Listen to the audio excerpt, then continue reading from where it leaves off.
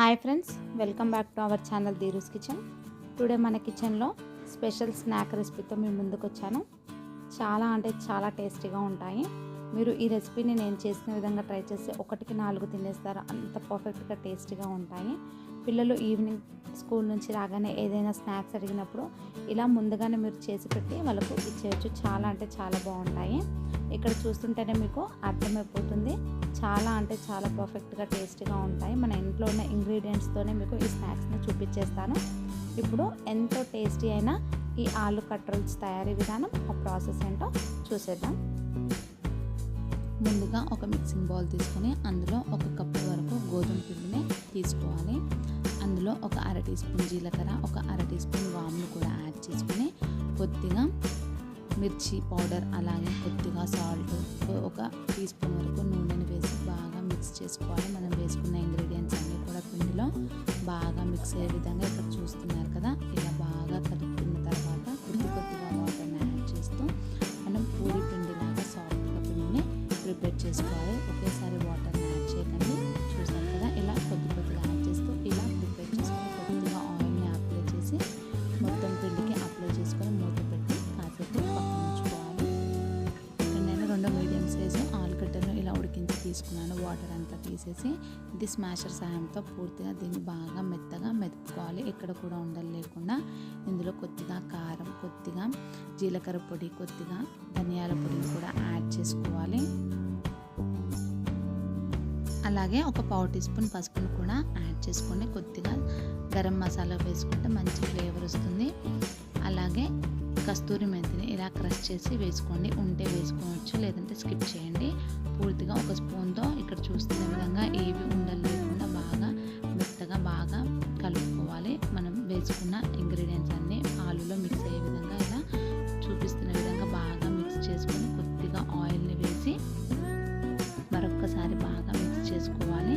అలాగే ఇందులో కొద్దిగా నిమ్మరసాన్ని పిండితే మనకు టేస్ట్ అనేది చాలా బాగుంటుంది. మరి ఎక్కువగా అవసరం లేదండి, ఒక అరచెక్క పిండుకుంటే సరిపోతుంది. ఇలా మిక్స్ చేసుకొని ఇప్పుడు దీన్ని కూడా రెడీగా పక్కన పెట్టుకోవాలి.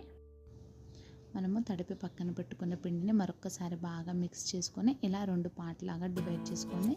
లేదంటే మీరు ఒకే ఉల్లలాగా చుట్టుకొని చేసినా పర్వాలేదండి. ఇక్కడ నేను 2 పార్ట్స్ లాగా 2 ఉల్లల్లాగా చేసుకొని ఇలా పొడి పిండిని చల్లుకొని మనం రెడీ చేసుకున్న పిండి ముద్దను పొడి పిండిలో డిప్ చేసుకొని బాగా తాల్చాలి. మరీ పలుచగా కాకుండా మరీ మందంగా కాకుండా తాళాలి ఫ్రెండ్స్. చూసుకోవాలి. మరీ పలుచగా ఉంటే మన రోల్స్ అనేవి మరీ క్రిస్పీగా పగిలిపోయినట్టుగా వస్తాయి. కాబట్టి ఇలా మధ్యలో పిండిని చల్లుకుంటూ మీడియంగానే మనము తాల్చుకోవాలి. చూస్తున్న విధంగా ఇలా ఉంటే పర్ఫెక్ట్గా మనకు రోల్స్కి సరిపోతుంది. ఇప్పుడు మనం రెడీ చేసి పెట్టుకున్న ఆలు స్టఫ్ని పూర్తిగా ఇందులోకి అప్లై చేసుకోండి. చపాతీ మొత్తానికి కూడా ఇది పట్టే విధంగా ఇలా అంతా కూడా ఈవెన్గా స్ప్రెడ్ చేసుకొని కార్నర్ నుంచి నెమ్మదిగా రోల్ లాగా చేసుకోవాలి. నెమ్మదిగా చేసుకోవాలి ఫ్రెండ్స్. ఇలా చేస్తున్నప్పుడు కింద అతుక్కుంటుంది కాబట్టి ఖచ్చితంగా పొడి పిండిని అప్లై చేసుకొని ఇలా చేసుకోవాలి. ఇలా చేసిన తర్వాత పైనుంచి కూడా కొద్దిగా పొడిపిండిని వేసుకోవాలి.